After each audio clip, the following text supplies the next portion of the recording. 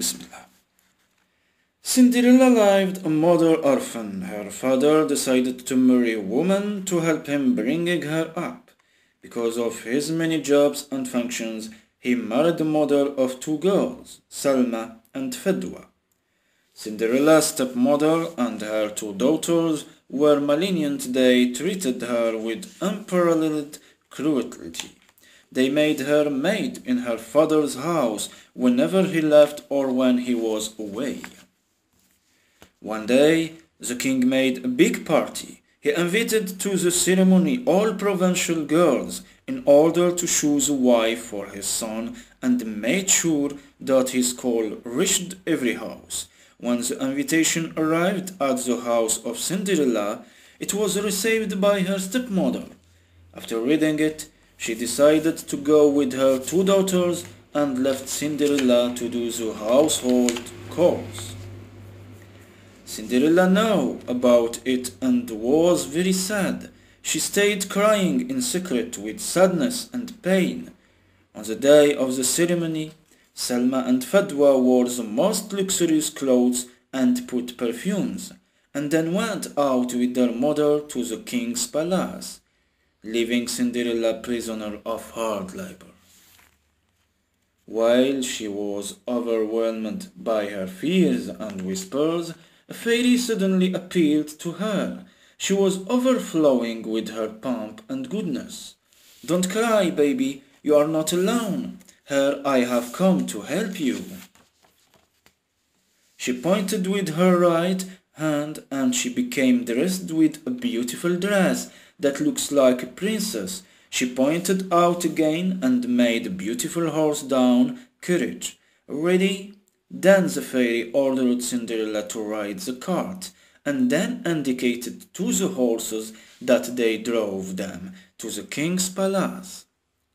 Cinderella did not find words expressing her gratitude and thanks to the fairy. She was worried about late arrival to the ceremony and before the horses departed. The fairy recommended that she would return home before midnight because it was time for her talisman to expire, and Cinderella promised her to comply with the order and implement it literally. Cinderella arrived at the concert and she captured the attention of the audience. Everyone was silent, impressed by her beauty and her precious dress. The prince was so impressed that he decided without hesitation to tell her to marry him. She got all happy. While the prince was talking to her, she watched the clock, just a few minutes to midnight. Cinderella was confused and went very quickly to her house, and the prince ran after her, trying in vain to catch her. He stayed at the exit of the palace and was confused. But she stumbled as she left the palace in a hurry. She lost one of her shoes. The prince found it and kept it with him. And after the ceremony, he told his father, the king, about the story of the girl, his shoes, and her strange behavior.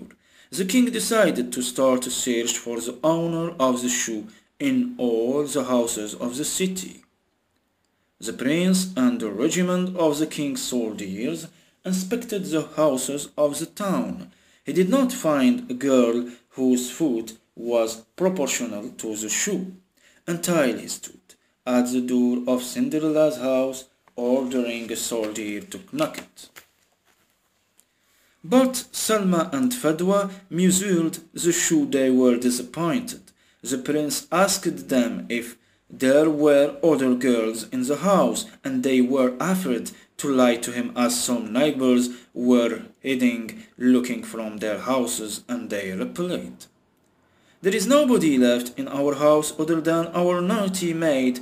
You will not like her because she is ugly." But the prince insisted on seeing her. He called her and ordered her to try the shoe. Subhanallah! As if it was made for her foot. The prince remembered her. He knew that she was the girl who spent the night with, and told her his intention to marry her. She agreed and lived happily.